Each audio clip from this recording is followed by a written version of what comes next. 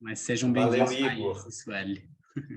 Valeu, valeu. Obrigado. Bom dia, gente. Bom dia. Olha, estou vendo gente do Brasil inteiro, a Carla lá do Paraná, e Carla, ó, o Leandro de Sobral, a Sueli lá de casa. Estou indo para o Paraná em junho, viu, Sueli? Vou fazer uma palestra aí, espero te ver.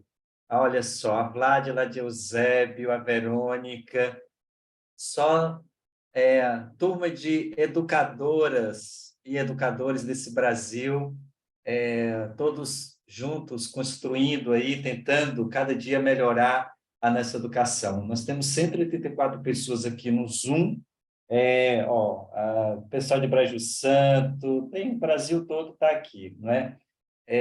Bom, então, agora, eu queria começar, Igor, agradecendo pelo convite, pela confiança, da gente partilhar um pouco do que a Dani trouxe aí, o porquê que a gestão pedagógica é importante. A Sofia Leste já foi secretária de Estado aqui no Ceará, a professora Sofia. Ela apresentou para nós aí um estudo, inclusive da rede estadual e dos 16 municípios que estão compondo esse estudo. Cruz faz parte, não é, dessa pesquisa. Eles estão vindo para o município para fazer aqui conosco também. E a gente vai trazer um pouquinho do que. Mas, antes de tudo, eu queria só relembrar por que a gente está aqui, né? Eu gosto muito de um pensamento de um pesquisador canadense, que se chama Steven Masson, acho que a pronúncia é essa. Ele diz assim, Solange: aprender é passar várias vezes no mesmo caminho. Então, Iraci, sabe, assim, a gente, às vezes, o aprendizado, ele acontece quando a gente passa várias vezes no mesmo caminho. É o que a professora Sofia disse. A gente vai fazer a pesquisa e encontra o óbvio. Mas esse óbvio, Carla, ele, às vezes, não está sendo colocado em prática. Então, é preciso dizer várias vezes. Então, esse pensamento do Steve, aprender é passar várias vezes no mesmo caminho, faz muito sentido para mim e eu queria compartilhar com vocês. Então, vou falar um pouco como é que a gente faz para a equidade. Aqui já vou deixar meu Instagram, Rai_líder, para depois, se vocês tiverem dúvidas, me perguntarem, tá bom? Aqui é o nosso IDEB, observado nos anos... Igor, eu falo muito, se eu passar do tempo, tu me corta, por favor. Fica Aqui é o tranquilo. IDEB de 2005 a 2011, eu acho muito bonita essa trajetória do município de Cruz, porque a gente começa lá em 2005 com 3,9 e a gente chega em 2021 com 7,6 nos anos finais, e a gente começa com 3,6 e termina com 9 nos anos iniciais. É uma maratona aí para a gente garantir essa equidade, essa educação eficaz, né, que é tão necessária, que é garantir o direito de aprender dos nossos estudantes, tá? Eu me orgulho muito de fazer parte dessa rede, que eu estava secretário em 2005, quando isso tudo começou, fiquei secretário até 2012 aqui no município de Cruz, depois fui ser secretário de Jijoca de Jericoacoara, retornei em 2017, e aí a gente tem essa trajetória bonita aqui dos educadores de Cruz aqui no Ceará. A nossa missão principal, a nossa missão aqui da ação é garantir a aprendizagem para cada estudante. É isso. Nós fazemos o que fazemos para garantir a aprendizagem para os 6.000 estudantes da nossa rede, tá? Esse é o Martim, ele é aluno da Constância, e ele é aluno do Infantil 5, eu acho, né? E o Martim dá boas-vindas para todos nós. Nós temos 3 valores que norteiam o nosso trabalho. Tudo que nós vamos fazer é pensando na criatividade, é pensando na excelência e na inovação. Isso aqui é que nos guia, esses 3 valores. Tudo que vamos fazer, precisamos olhar se esses 3 valores estão presentes nas nossas ações. E trazendo um pouquinho da literatura, assim como a Daniela trouxe, né? Eu acho muito interessante que a literatura traz sobre isso, sobre quando a gente vai falar de liderança pedagógica ou liderança instrucional, né? A qualidade do ensino é a influência mais poderosa sobre os resultados dos estudantes no âmbito das escolas. Então, se tem uma coisa que nós, secretários de educação, que nós, diretores de escola, equipe de secretaria de educação, precisa realmente colocar ali, colocar muita luz, muita energia, é na qualidade do ensino. Tudo que nós tivermos que fazer para melhorar a qualidade do ensino, a gente precisa fazer, não é? E aí, quanto mais próximos forem os líderes das atividades centrais de ensino e aprendizagem, mais propensos eles são para fazer a diferença para os estudantes. A Viviane, que a Dani trouxe aí, é uma pesquisadora, se eu não me engano, ela é de Nova Zelândia, pesquisadora no mundo hoje que mais fala sobre, que tem mais pesquisa, meta-análise sobre isso, né? O que a gente precisa, que as lideranças precisam, é centrar as atividades de aprendizagem. Então, uma liderança pedagógica é aquela centrada no estudante. Tem que olhar para o estudante a todo momento. Tudo que for fazer, pensando nos estudantes. E a liderança de rede para a aprendizagem, ela percorre 3 caminhos. Então, agora eu vou dizer aqui para vocês quais são esses 3 caminhos que a gente precisa percorrer todos os dias nessa liderança para a aprendizagem. São esses 3 aqui. Primeiro, a gente precisa garantir condições para a aprendizagem. O segundo caminho que nós precisamos percorrer é liderar a aprendizagem e o desenvolvimento dos gestores e dos professores. Esse é o segundo caminho. O terceiro caminho que nós precisamos percorrer é gerenciar o currículo, o ensino e a avaliação. Então, Sérgio, é só isso, tá? Basta fazer isso que vai dar certo. Agora, é preciso fazer isso muito bem feito. É preciso fazer as melhores coisas, né? Aqui não basta só melhorar as coisas, mas também é preciso fazer as melhores coisas, porque às vezes, Igor, eu melhoro uma coisa que não faz muito, não é muito pedagógico, entende? Então, é melhor não melhorar isso, mas sim encontrar a melhor coisa a ser feita. E aí eu vou contar para vocês como é que a gente faz aqui. Como é que a gente garante condições para a aprendizagem? Garantir condições para a aprendizagem passa por isso daqui, ó, por equipe. As secretarias de educação precisam ter equipes. E essa equipe, as escolas precisam também ter as equipes. E essa equipe tem que ser quantidade, tem que ter um número. Eu conheço o Brasil já um pouquinho aí, que eu tenho feito palestras em vários municípios. E aí, quando eu vou observar, as equipes das secretarias não têm quantidade, não tem gente suficiente, não tem qualidade, porque uma coisa que eu me pergunto é quem forma as equipes da secretaria? Existe formação para professor, existe formação para diretor e para as equipes da secretaria.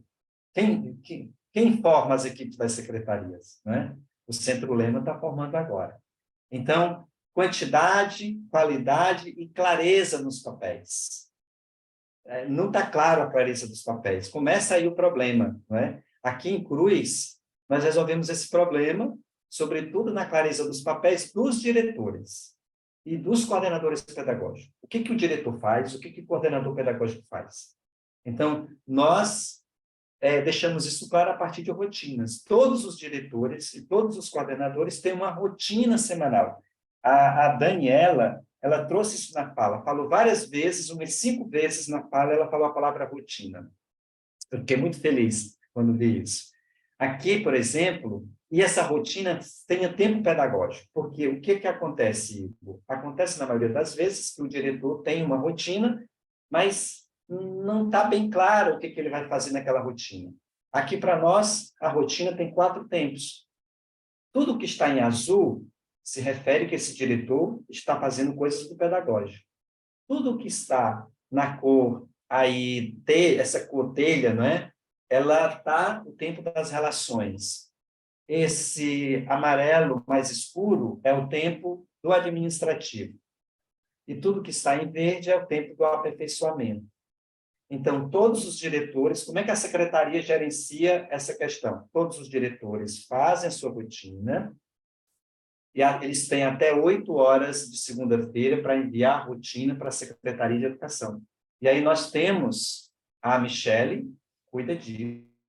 A Michele é a pessoa da Secretaria de Educação, que está diretamente ligada aos diretores, e ela dá feedback dessas rotinas dos diretores. Então, por exemplo, aqui é uma rotina da Lidiane, nossa diretora, e na segunda-feira, essa aqui era uma rotina do mês de abril, na segunda-feira, o que ela fez no primeiro tempo? Ela foi planejar APPs. O que é APPs? É atendimento pedagógico personalizado. A Sueli vai falar sobre isso. Ela vai planejar APPs de matemática da semana, no quinto e do nono A e B. Isso é coisa, a Rita trouxe isso na fala dela, isso é coisa que está na rotina do diretor, a questão do tempo pedagógico. O que nós temos também? E aí nós temos o tempo das relações, é quando eles vão fazer CFRs. O que é CFR? Conversa, feedback, reconhecimento. É isso que os diretores vão fazer lá nas escolas. Então, com professores, com estudantes e com famílias, tá? Depois, se vocês tiverem mais dúvidas, a gente tira nas perguntas, tá ok? E os coordenadores pedagógicos também têm uma rotina, e a rotina deles muda também, é diferente da rotina dos nossos diretores. O coordenador pedagógico são 5 tempos a rotina. Tem o tempo do planejamento, que é tudo que está em azul, aqui dentro dessa rotina. Tem o tempo do estudo de aula, o coordenador aqui vai estudar a aula do professor. Ele planeja a aula com o professor, ele observa a aula com o professor, depois ele vai planejar o feedback, depois ele dá o feedback.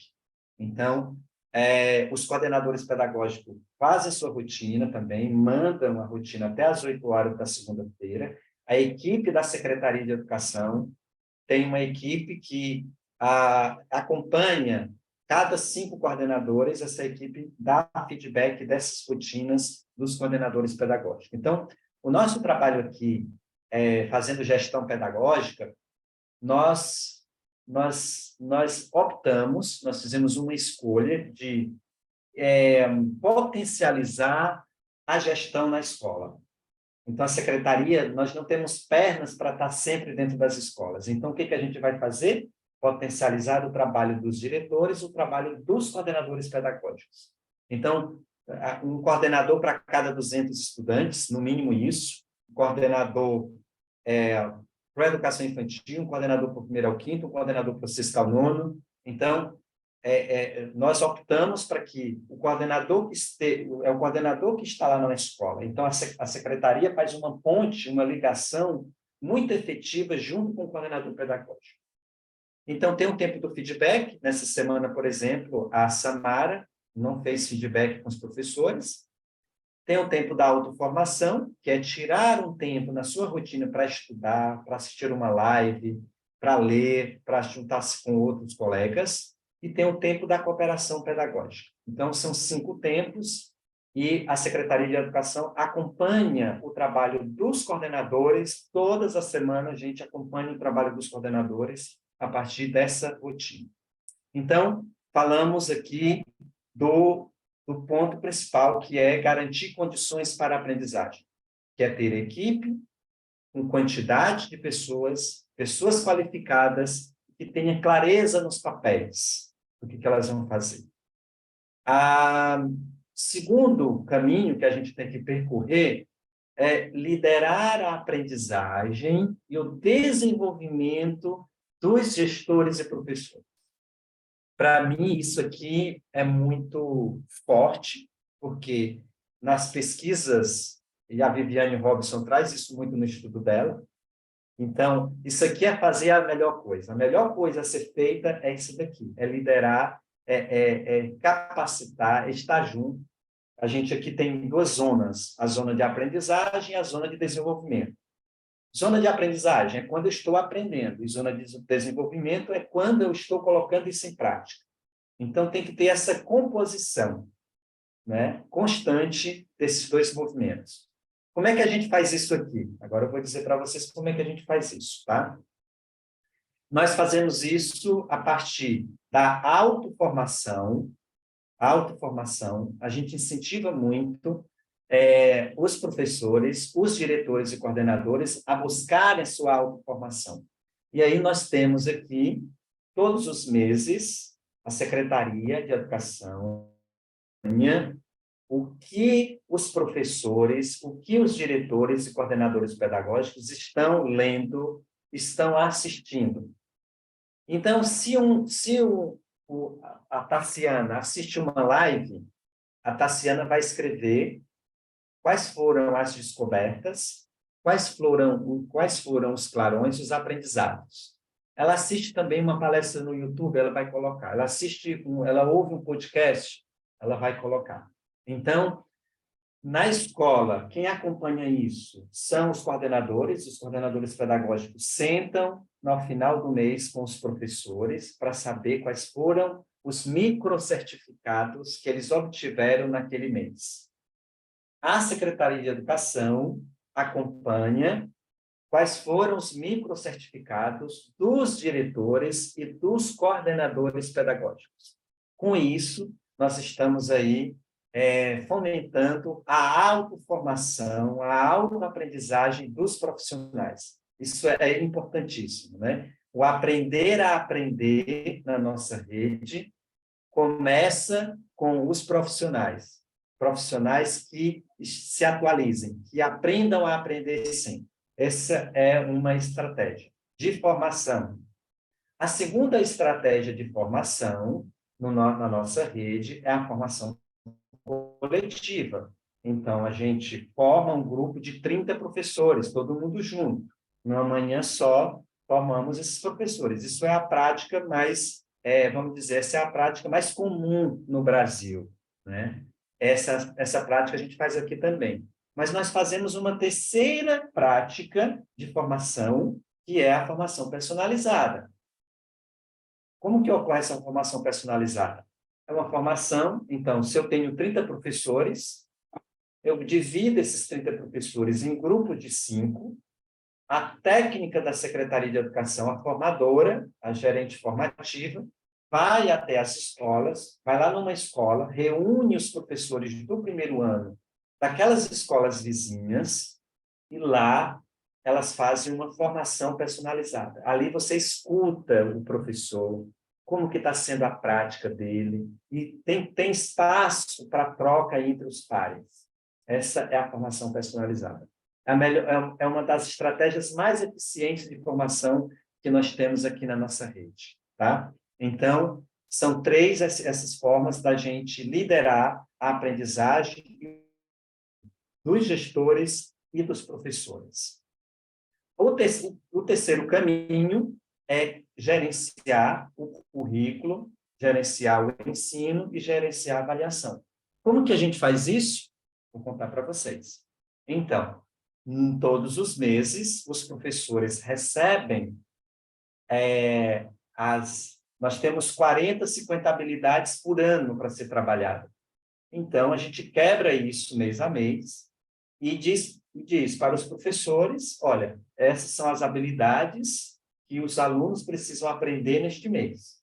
Por exemplo, no mês de março, os alunos, no segundo ano, tinham essas 5 habilidades aqui. Aí, a gente, junto com isso, a gente elabora o material didático, nós elaboramos, a equipe elabora o material didático, que é um suporte ao livro didático. O livro didático sozinho não dá conta, na nossa rede, não dá conta sozinho o livro. Então, nós temos um material complementar feito pela Secretaria de Educação. Aí, os alunos recebem os cadernos de atividades, todos os meses. Final de cada mês, faz-se uma avaliação referente a essas 5 habilidades, que a gente chama de Cruz, é hora de aprender mais, ou agora a gente está chamando de Cruz Aprende Mais. No final do mês, todos os estudantes fazem uma avaliação, envia os dados para a secretaria e a gente tem, então, a gente sabe como é que está o desenvolvimento dos alunos em toda a rede. E depois tem uma semana de revisão.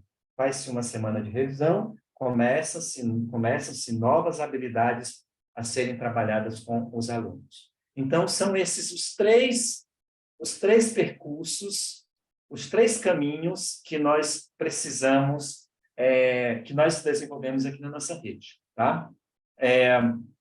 Finalizar, né? Acho que ficou claro, agora vamos ter um momento para a Sueli, um momento das perguntas, mas ainda tem o alfabetômetro, que é a avaliação, gerenciar o currículo, o ensino e a avaliação.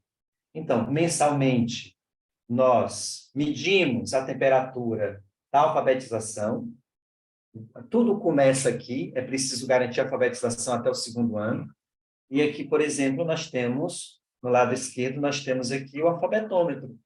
A gente mede a temperatura, nós temos 524 crianças no nosso 2º ano. Em abril, final de abril, nós já temos 387 que são leitoras de textos, né? E aí a gente vai estipulando metas todos os meses para alfabetizar. Do lado tem o equidômetro, vou deixar para a Sueli explicar melhor o que é o equidômetro para vocês, tá bom? Mas aqui a temperatura da alfabetização e a temperatura da aprendizagem é medida mensalmente na nossa rede de ensino. Tá? Então, finalizando, eu quero trazer esse pensamento, que é um pensamento que o presidente Obama, sempre trazia no discurso dele, né? Que é dos povos originários lá dos Estados Unidos, e que diz assim: nós somos aqueles por quem estávamos esperando. Ou seja, é um convite para dizer que está nas nossas mãos. Não vamos ficar culpando governantes por A, por B, por C, por D. Vamos fazer tudo o que está ao nosso alcance. O que tiver ao nosso alcance, vamos fazer. E aí a gente vai conseguir aprendizagem com equidade, com certeza. Vamos seguir conectados. Esse é o meu Instagram, RAI_líder, e a gente segue aqui para as próximas provocações. Igor, muito obrigado. Perfeito, Raí, muito obrigado. Nossa, muito obrigado mesmo por esse momento. Já deu um pontapé bem legal aqui na nossa segunda etapa da sessão temática. Para continuar nessa mesma perspectiva que você trouxe, eu vou chamar a Sueli, também sua colega daí de trabalho, né? Sueli vai trazer para a gente a perspectiva dela como técnica, né? E acho que é isso, Sueli, se está por aqui. Bom dia a Oi, todos. Sueli, bom dia. Você quer que eu projete aqui seus slides? Coloque, só para a gente instrumentalizando melhor a fala. Então, Tá. assim, eu quero agradecer de antemão, né, o Centro Lema pelo convite, a Secretaria de Educação de Cruz, agradecer aí ao grande Raí, né, o nosso secretário aqui, que a gente tem orgulho, né, de trabalhar com ele, porque as práticas de Cruz realmente têm ido aí, né, para o Brasil todo, ele tem levado muito o que a Secretaria de Cruz tem feito, e eu venho só complementar essa fala dele, na verdade, tudo que ele trouxe, né, é o nosso propósito. Então, meu slide aí começa, né, minha apresentação justamente com o nosso propósito, porque quando a gente fala de equidade, né, a Raí já trouxe o nosso propósito, mas eu gostaria de referenciar novamente, porque quando a gente fala de equidade, não tem como a gente deixar de lado o propósito.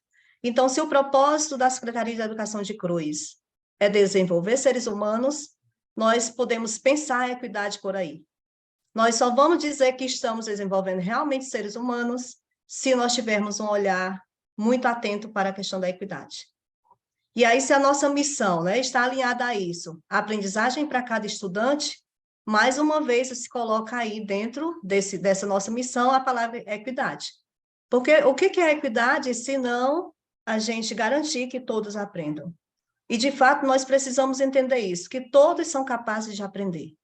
Quando nos propomos a trabalhar na educação, em qualquer cargo, em qualquer função, seja professores, ou na gestão, ou na secretaria de educação, ou como secretário, nós temos que entender isso, que o nosso propósito precisa ser esse, entender que todos são capazes e fazer bem o que nós nos propomos a fazer. Muitas vezes a gente está ali, mas a gente precisa estar se avaliando toda hora. Eu estou fazendo bem o que eu me propus a fazer? Eu posso até dizer para alguém, numa fala, numa entrevista, que quando eu entrei na educação, eu não sabia de fato o que eu queria, foi o que surgiu naquele momento, às vezes até tem essas falas, mas o nosso grande feito, quando nos propomos a estar aqui, é olhar se nós estamos fazendo bem feito. E fazer bem feito é garantir que os nossos estudantes aprendam. Se isso não acontece, então a gente já tem uma resposta, não precisa que ninguém diga, a gente já tem a nossa resposta enquanto pessoas, enquanto seres humanos, de que realmente nós não estamos fazendo como deveríamos. E aí nós temos esse sonho grande, que é ser referência em educação pública de qualidade com equidade. Então, Cruz hoje olha muito para isso. Não é só ser referência, é garantir a equidade entre as escolas e intra-escolas também. É por isso que o Raí traz essas ações, né, esses 3 pontos que ele apresentou, vamos estar olhando todo o tempo. E muito importante quando o Raí diz também, a gente precisa estar sempre voltando ao mesmo caminho. Nós tivemos o grupo, a Secretaria de Educação de Cruz, passou uma semana inteira na BET, né, agora fechamos na sexta-feira, no congresso BET Educar, e um dos palestrantes falava também sobre isso. Né? Então, assim, a gente ia só trazendo algumas falas que a gente já vive, incorporando ao nosso propósito. E ele falava justamente disso, que nós precisamos olhar para o mesmo caminho sempre. Qual é a diferença? É que a primeira vez que eu passo no caminho, eu só passo por ele. Na segunda vez, eu sinto necessidade de levar mais alguma coisa, quem sabe uma foice para ir roçando lá o mato. Na terceira vez que eu passo, talvez eu acrescente algo, eu leve umas pedrinhas para ir marcando melhor o caminho. Então, é isso que a gente vai fazendo em Cruz, buscando fazer, não é estar criando coisas novas, não é estar todo o tempo colocando uma ação nova, não, é voltar sempre ao mesmo caminho, acrescentando algo que a gente vai entendendo que é preciso refazer, que é preciso reconstruir. Pode passar aí. E aí, só para a gente entender melhor a rede, né, nós temos hoje 25 escolas, 25 diretores, 52 coordenadores, temos 6.108 alunos, na educação infantil são 1.881 e 4.227 no ensino fundamental. Pode ir passando. E aí eu vou destacar para vocês agora, né, dentro dessa questão da equidade, nós chamamos de indicadores, são 5 caminhos. Nós estudamos desde o ano passado, estamos nessa formação com o Centro Lema, e todos os estudos que nós temos feito sobre equidade, alguns materiais também do próprio Instituto Unibanco, né, que eu fui fazer algumas leituras para poder construir os nossos caminhos em Cruz, aí veio para nós algumas práticas que a gente já tinha na rede e o que nós precisamos efetivar ou incorporar mais. E aí o Raí falou um pouco da questão do APP. O que é esse atendimento pedagógico personalizado? Tudo parte do tripé, formar, avaliar e acompanhar. Nós temos no estado do Ceará o programa Mais Spike, né, que realmente ele trata desse tripé. Todas as secretarias, todas as redes só vão funcionar bem, só vão dar resultados, só vão trabalhar a equidade se a gente olhar muito bem para isso. Formar, avaliar e acompanhar. Muitas vezes as redes ou escolas, elas olham muito para essa questão do avaliar. Toda hora está avaliando, diagnosticando, mas aí fica nisso. Em Cruz, nós procuramos, né, seguir esses caminhos, porque a gente entende que precisa passar por uma boa formação professor, e todas as falas aqui hoje, inclusive da pesquisa da Sofia, trazia esse tripé também, né? Então, a gente vai incorporando o que entendemos que faz necessário. Então, o atendimento pedagógico personalizado, ele parte das avaliações, seja do alfabetômetro, seja do equidômetro que é feito, das avaliações da própria escola, do nosso projeto aí que o Raí apresentou, né? Que é o Chamais, Cruz Aprende Mais, enfim, aí quando a gente analisa os resultados dos estudantes, nós vamos fazer uma estratificação dos dados. E a gente fala que isso é muito importante, a leitura dos dados, muitas vezes, né, quando não é bem lido, quando não é estratificado, fica apenas naquela leitura no resultado, no que a turma alcançou, no que a gente pode traçar como meta, mas não é só isso. Quando a gente vai estratificar, a gente vai trabalhar a questão da equidade, porque nós vamos buscar oferecer mais oportunidades àqueles que mais precisam. E é aí onde entra esse atendimento pedagógico personalizado. Quais alunos, né, por quais questões eles não estão conseguindo avançar? Por que essa compreensão dessas habilidades não atingiu esses alunos? E aí é onde entra o professor, muitas vezes o coordenador pedagógico, né, a turma da escola, quem está lá disponível para atender esses alunos. Outro ponto também que nós tratamos, chamando, são as atividades de casa.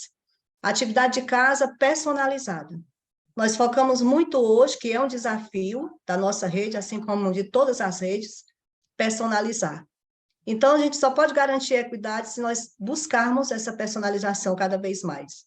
O que cada aluno é capaz? O que nós podemos, quais são os caminhos que a gente tem que traçar para esse aluno? Né? Então, aqui em Cruz, a gente trabalha muito, o planejamento do professor, ele é muito focado na taxonomia de Bloom. Aí nós entendemos, se a taxonomia tem níveis distintos, então, se eu digo que eu planejo pela taxonomia, como que eu não vou personalizar? Então, se eu sei que o aluno só consegue estar lá nos níveis iniciais da taxonomia, seja lá no lembrar, né, seja no compreender, e eu vou passar para esse aluno uma atividade lá do nível do avaliar, do criar, que são os níveis superiores da taxonomia, então eu não consigo dar conta dessa questão da personalização e nem tampouco da questão da equidade. E aí, por isso é que a gente está toda hora refletindo isso com os professores, com os coordenadores pedagógicos, que são aqueles que estão mais próximos, né, dessa questão da aprendizagem. E a gente olha muito para isso. Nós sempre tem esse dilema dos professores de que as atividades de casa os meninos não fazem. Grande parte da turma não faz. A gente começa a questionar, por que não faz? Vamos refletir. Vamos pensar juntos, por que os meninos não fazem? Vamos encontrar os porquês, né? E aí, quando a gente parte para isso, a gente entende. A atividade de casa, o menino não faz porque ele não compreende, porque esse aluno aqui ele não está lá no nível do criar. Ele precisa, a atividade de casa dele, sobretudo a de casa. A gente foca na de casa porque é o momento que ele não tem ali o professor como mediador e nem tampouco, muitas vezes, não tem uma família que consegue dar, né, algum suporte maior. A gente tem que olhar muito para essa questão da família. E é por isso que a gente tem focado muito na atividade de casa personalizada como uma extensão da atividade de sala também. O terceiro ponto que a gente trata como caminho aí para a equidade são as metodologias inclusivas. E é aqui que entra aquele olhar para a prática do professor, do ensino em si, que também já trouxeram outras falas sobre isso. Quando a gente fala de metodologia inclusiva, não é pensando somente naqueles alunos que têm um laudo, que têm alguma dificuldade, não é só, é neles também. Mas é olhando para a qualificação da prática. As metodologias, elas são engajadoras? Elas são ativas? O professor dá voz ao aluno? Os alunos trabalham em grupos? Ou é apenas aquela aula ainda tradicional, que o professor é quem está ali o tempo todo falando, os meninos sentados, ou seja, é o engajamento. O que a gente trata muito nesse terceiro ponto aqui é para que o coordenador, o olhar dele, ao fazer um feedback com o professor, ao fazer um estudo de aula com esse professor, ele olhe muito para a qualificação da aula, que é o que nós chamamos de metodologia inclusiva. O quarto ponto é o feedback. Então, é algo que nós temos assim, olhado com muito carinho aqui na rede. Acho que desses 5, se a gente puder destacar hoje, é o que a gente está dando assim, uma intencionalidade maior, é o feedback para alunos e famílias. Porque nós já estamos no nível que nós entendemos que agora a gente precisa engajar bem as famílias. E os pais, né, eles têm... Aqui em Cruz foi feita uma pesquisa, né, lá em Cruz foi feita uma pesquisa na nossa rede, e a gente entendeu que nós precisamos engajar ainda mais. Eles já participam, mas aí é hora de sair daquela antiga reunião de pais, onde a gente juntava ali 300 pais, dependendo do total da escola, e fazia uma reunião para todos, e todo mundo saía de lá sem as informações específicas do seu filho. E aí nós temos focado hoje nesse feedback individualizado com a família e com os alunos. Então, uma prática constante da nossa rede hoje é isso, é parar para dar feedback. Então, os professores se organizam com os seus coordenadores. Muitas vezes o coordenador pedagógico planeja com o professor e ele fica lá na sala de aula, dando uma aula para o professor e atender aquele aluno X, aquele aluno Y, ou aquela família dentro do feedback. Em alguns momentos, o feedback é com a família e o aluno junto, dependendo de cada turma, de cada necessidade. E aí esse feedback é o que realmente traz o propósito, é o momento em que o aluno escuta o professor escuta ali o aluno melhor para entender quais são os caminhos. O que nós precisamos fazer para melhorar? Então, é o momento de propor algumas situações também, de dar orientações, tanto para os pais como para os alunos. E aí isso tem dado um resultado muito bom para nós. E o quinto ponto que eu quero destacar aqui é a leitura. A gente traz a palavra leitura, mas o nosso material, inclusive, trata leitura como rotina diária em sala de aula. Então, a grande pergunta que a gente faz para os professores, quando conversamos, para os coordenadores, é: quanto tempo nós temos gastado com leitura em sala de aula? Então, se a gente compreende, por que a gente trata disso? Porque quando a gente estratifica dados de avaliação, ao escutar os professores, uma das falas principais é: os meninos não fizeram bem esse item, essa questão, porque não compreenderam, não souberam ler. Ponto. Isso é muito escutado. Então, se eu, como professor, eu trago muito essa fala de que os meninos não conseguem interpretar, não conseguem a leitura interpretativa, claro, né, compreensiva, eles não responderam bem o item, e até nos momentos de feedback, os meninos deixam isso claro. Eu não entendi que estava querendo isso. É tanto que quando o professor lê para o aluno, ele consegue dar uma resposta mais assertiva. Ele consegue chegar à resposta. Aí a gente entende que o quê? Que realmente ele não faz uma boa leitura, ele não tem entonação, ele não faz a pontuação devida, né? Então, é o momento da gente trabalhar muito isso em sala de aula. Ouvir. Por que a gente traz essa prática? Porque muitas vezes o coordenador faz um estudo de aula e percebe isso. Às vezes o professor está com um texto para ler, ou muitas vezes até um parágrafo ali, alguma coisa que está lá na lousa para o aluno ler, e ao invés dele dar voz ao aluno para ler, é o professor quem lê. Ou seja, todos os pequenos tempos que ele poderia estar ali aproveitando para trabalhar esse tempo de leitura do aluno, às vezes quem assume o papel é o professor. E a gente tem tratado isso com todos os professores. O olhar é para todos os componentes curriculares, não é só para a língua portuguesa. Então, é necessário, é isso que a gente foca com o grupo de professores, com a equipe, com o coordenador pedagógico, que ao trabalhar com seus professores, é preciso que haja essa compreensão de que leitura tem que acontecer em todos os componentes curriculares. Sueli, Diga, Raí. só desculpa eu te interromper. Não, tranquilo. Eu queria só que vocês olhassem essa imagem que está aí na tela, né?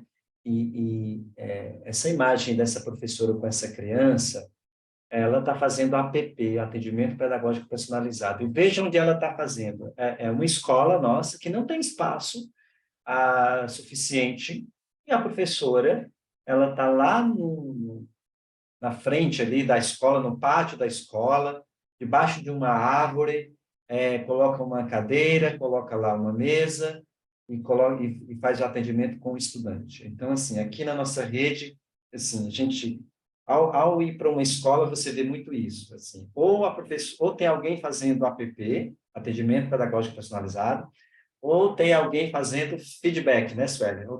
Ou feedback com a própria criança, uma conversa com a criança, uma conversa da coordenadora com a professora, ou uma conversa com a família. Então, acho que só para ficar claro a imagem, assim, nós não temos essa estrutura bonita, assim, que eu vejo muito aí. Nós temos uma estrutura básica, mas aqui tem muita gente com vontade, com inteligência de fazer as coisas, só para deixar isso claro, né, Sandra? Perfeito, Rai. Obrigada aí pela observação também. Então, é isso, gente. Por isso que eu disse no início, voltei à questão do caminho quando o Rai trouxe. Não são grandes coisas. Você olha para cá, você diz assim, mas não tem tanta coisa diferente do que a gente faz. Mas a gente volta de novo à história de estar junto, de fazer sempre o mesmo caminho. E aí nós precisamos nos instrumentalizar disso. Né? Em 2022, eu estive eu mesma na secretaria, o Rai me deu essa missão de olhar muito para a equidade, e aí eu estive muito escutando. Foram 3 momentos, né, que eu fui de escola por escola, em cada uma. Eu lembro que na fala da Sofia, ela até disse, quantas vezes vocês vão na escola? Quais escolas priorizam? Foi muito de escutar.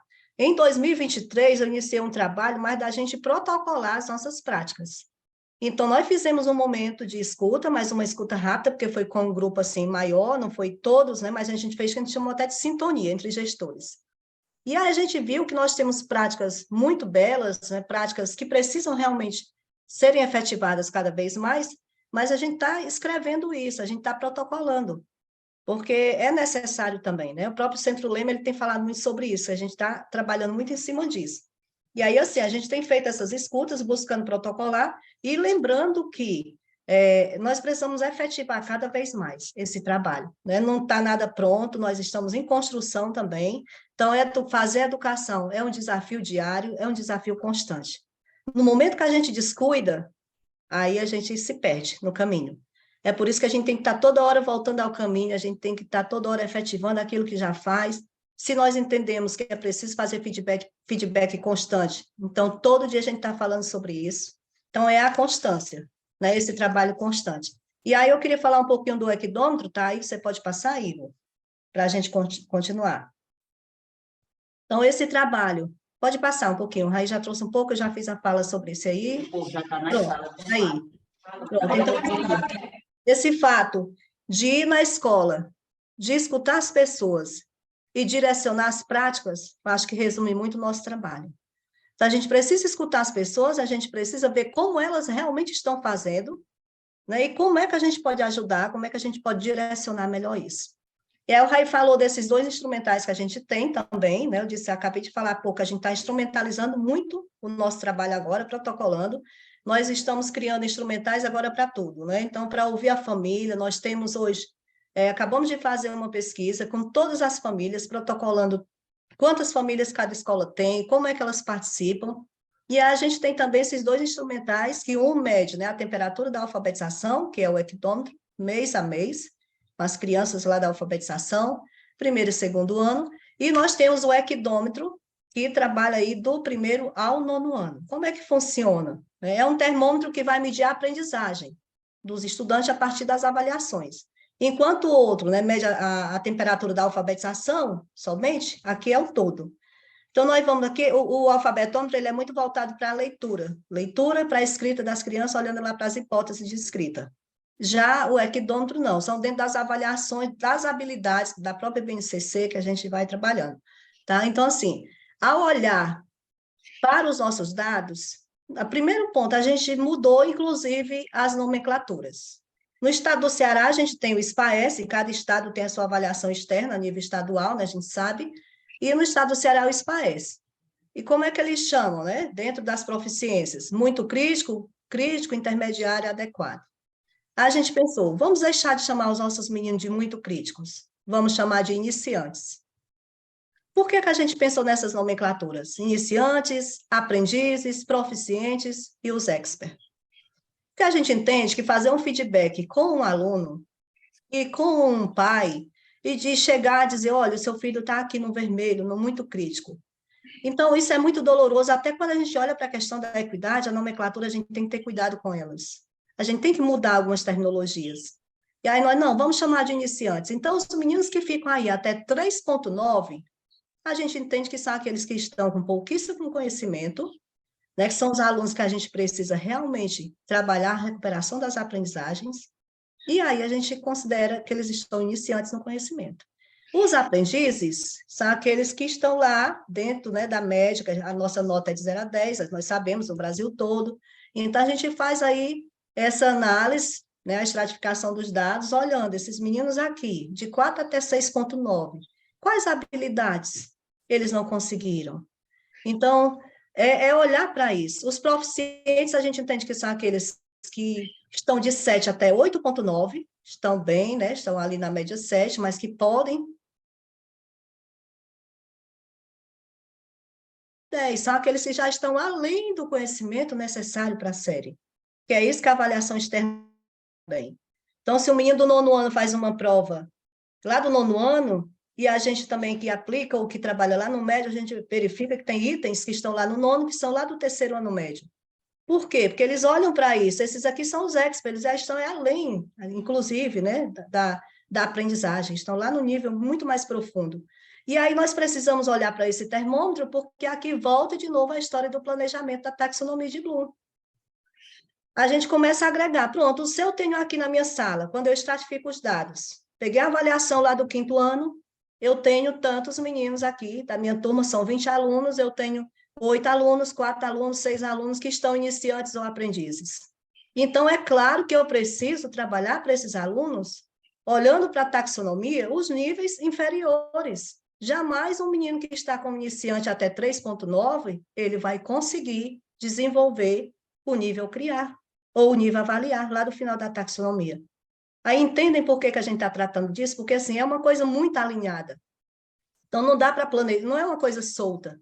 Alguém até colocou no chat aqui que é tudo muito, muito organizado, tudo muito estruturado. E é isso, porque o planejamento, eu falei do tripé, formar, avaliar e acompanhar. Então, tem que estar alinhado, não pode ser solto. Então, se eu planejo com a taxonomia de Bloom, se eu faço uma prova, eu preciso saber quantos alunos iniciantes, quantos aprendizes, o que eles precisam realmente receber como orientação nesse momento. E aí é isso que a gente destaca, né? Não é um trabalho, é fácil, mas também não é impossível, é aquela questão de fazer bem feito o que se propõe a fazer. E em Cruz, né, nós temos aí também essa fala, em Cruz, aprender é para todos. A gente trabalha muito isso, aprender é para todos. E aí eu queria destacar, além disso, que em Cruz, tudo que nós fazemos tem uma intencionalidade. Então, a intencionalidade é o que faz a diferença. Qual é a minha intenção de ir até a escola, conversar com o diretor X, com a coordenadora X? O que nós queremos orientar? Qual é a intenção a partir desse trabalho agora? Se a gente cria um instrumental para as famílias, qual é a nossa intenção? Se a gente cria um microcertificado, um instrumental para que os professores, mês a mês, tenham um tempo também para estudar, né? Qual é a nossa intenção com isso? Então, é sempre voltar para essa palavra, a intencionalidade pedagógica. Bom dia, muito obrigado. Estamos aqui para ouvi-los também. Perfeito, muito obrigado, Sueli. Incrível sua fala. Acho que complementa, só interromper aqui a